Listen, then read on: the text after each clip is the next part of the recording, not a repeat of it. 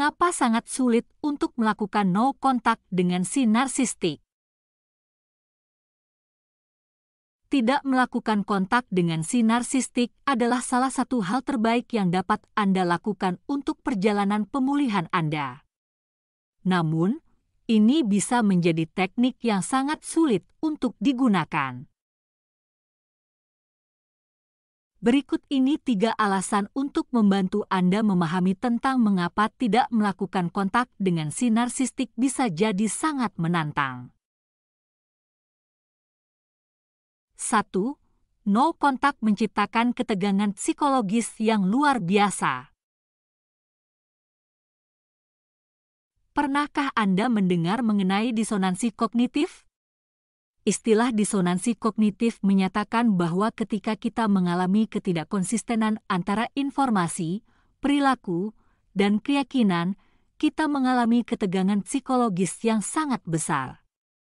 Untuk meredakan ketegangan ini, kita akan mengubah satu atau lebih elemen yang menyebabkan ketidakkonsistenan agar semuanya konsisten.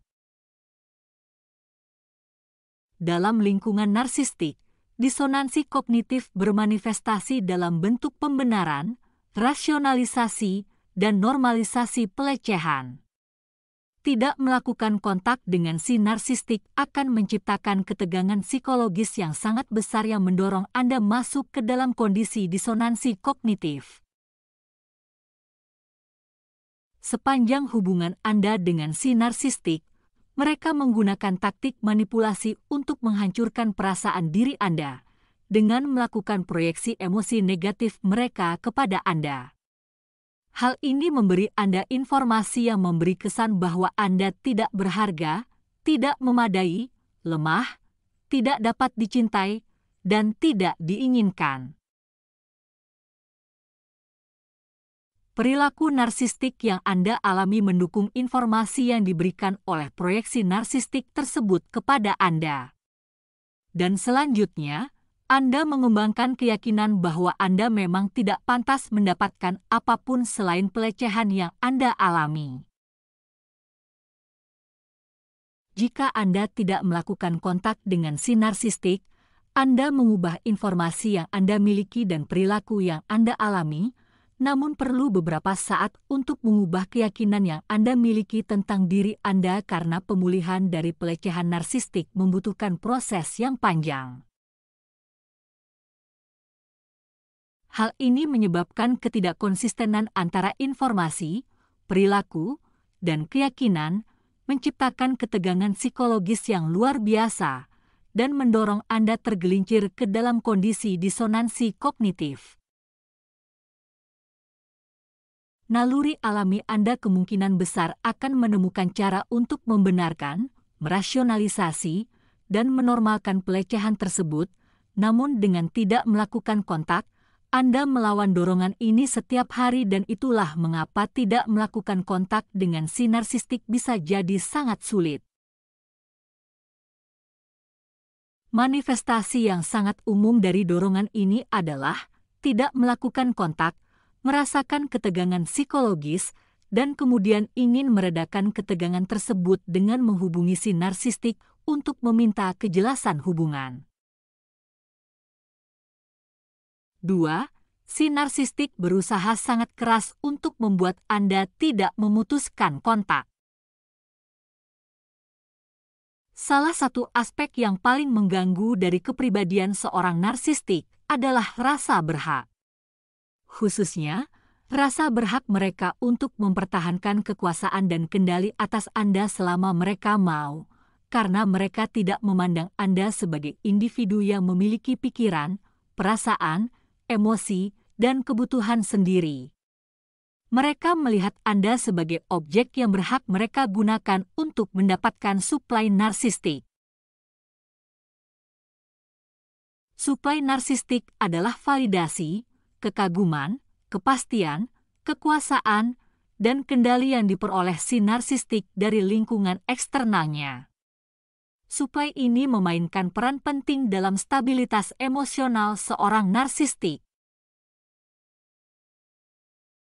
Si narsistik punya banyak pikiran, perasaan, dan emosi yang menyakitkan. Namun karena kecerdasan emosionalnya yang rendah, mereka tidak bisa mengelolanya sendiri. Salah satu cara mereka mengatasinya adalah dengan suplai narsistik. Mereka menggunakan suplai yang didapat dari lingkungan sekitar untuk membangun identitas palsu yang menekan identitas aslinya dan segala pikiran, perasaan, dan emosi menyakitkan yang melekat pada mereka. Jadi, alih-alih merasa tidak dicintai, tidak diinginkan, tidak memadai, tidak berharga, dan lemah, suplai narsistik memungkinkan si narsistik merasa istimewa, unik, penting, berkuasa, dan diinginkan. Untuk menjaga agar identitas aslinya tetap tersembunyi, si narsistik membutuhkan aliran suplai narsistik yang konsisten. Sumber suplai narsistik paling konsisten yang dapat diakses oleh para narsistik adalah orang-orang yang mereka lecehkan. Jika Anda tidak melakukan kontak dengan si narsistik, Anda memutus suplai ini dan menempatkan mereka pada posisi yang sangat tidak nyaman.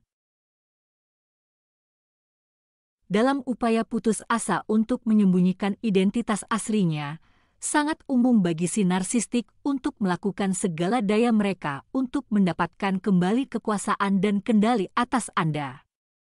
Sayangnya, hal ini adalah dengan memanipulasi Anda. Metode no kontak berarti mengakhiri semua bentuk kontak fisik dan emosional yang Anda miliki dengan si narsistik dalam hidup Anda. Ini mungkin terlihat seperti tidak menanggapi pesan teks atau panggilan teleponnya, tidak memeriksa media sosialnya atau mengawasi postingannya, tidak mengumpulkan informasi tentang kehidupan mereka melalui teman-teman Anda atau membicarakan mereka, tidak menerima hadiah atau bantuan, betapapun menggiurkannya, dari mereka, tidak mendengarkan musik yang mengingatkan Anda pada mereka, tidak melihat foto lama yang membangkitkan kenangan Anda kepada mereka. Mengambil langkah proaktif untuk memulihkan diri Anda dari hal yang mengganggu dan traumatis dan kenangan menyakitkan. Jika Anda benar-benar tidak melakukan kontak dengan si narsistik, mereka tidak punya akses untuk memanipulasi Anda secara langsung. Namun, salah satu cara mereka dapat mencapai Anda adalah melalui flying monkey. Sangat umum bagi si narsistik menggunakan flying monkey untuk membuat Anda tidak dapat memutuskan kontak, sehingga mereka bisa mendapatkan kembali kekuasaan dan kendali atas suplai narsistik yang pernah Anda berikan kepada mereka. Hal ini membuat no kontak dengan si narsistik menjadi lebih sulit dilakukan. 3. Tidak semua orang dalam hidup Anda akan mendukung keputusan Anda untuk tidak melakukan kontak. Salah satu kekuatan super yang dimiliki oleh si narsistik adalah kemampuan mereka untuk membuat seseorang mengalami pelecehan yang tidak dapat diduga, sekaligus mempertahankan citra publik mereka tetap positif. Oleh karena itu, pihak korban seringkali merupakan satu-satunya orang yang mengetahui betapa kejamnya si narsistik tersebut. Sementara semua orang hanya melihat kepribadian si narsistik yang menawan, karismatik, pandai bicara, dan relatif menyenangkan di depan umum. Hal ini seringkali membuat no kontak dengan si narsistik menjadi sangat sulit, karena tidak semua orang dalam hidup Anda akan memahami alasan Anda tidak melakukan kontak. Sangat umum bagi orang-orang yang memilih untuk melakukan no kontak untuk menerima penolakan dalam bentuk diremehkan, disalahkan, ketidaksetujuan, penilaian buruk, dan seterusnya dari orang-orang di sekitar mereka. Ketika Anda menggunakan metode no kontak pada mantan yang narsistik, mungkin saja keluarga Anda sendiri menyalahkan Anda. Mereka menolak mendengarkan cerita versi Anda. Sungguh gila bagaimana si narsistik dapat membuat orang yang telah mengenal Anda sepanjang hidup Anda sekarang menentang Anda seperti hanya dengan menjentikkan jari. Jika Anda mengalami disalahkan karena tidak melakukan kontak dengan mantan, penting untuk mengingat alasan Anda tidak melakukan kontak dan mengingatkan orang lain bahwa batasan khusus yang Anda tetapkan pada kasus ini tidak dapat diperdebatkan. Perasaan marah, gamang, karena tidak adanya dukungan yang mungkin Anda alami dari orang lain saat menggunakan metode tanpa kontak adalah perasaan yang sangat buruk. Namun Anda harus mengingat ketika Anda tidak melakukan kontak dengan si narsistik, Anda juga tidak boleh melakukan kontak dengan flying monkey dan para pendukung pihak si narsistik. Pendukung si narsistik adalah orang-orang yang menyalahkan korban karena mereka sendiri tidak memahami pelecehan narsistik. Anda perlu mewaspadai mereka karena sikap mereka kepada Anda dapat mendorong Anda kembali ke siklus pelecehan narsistik. Ingat, metode no contact adalah tentang melepaskan diri Anda sepenuhnya dari siklus pelecehan narsistik sehingga Anda dapat membangun kembali, memulihkan, dan menjadi versi terbaik dari diri Anda. Penting bagi Anda untuk mengelilingi diri Anda dengan orang-orang yang mendukung perjalanan pemulihan Anda, atau Anda akan kembali terjebak dalam siklus pelecehan narsistik selama berbulan-bulan, bertahun-tahun, dan bahkan puluhan tahun mendatang.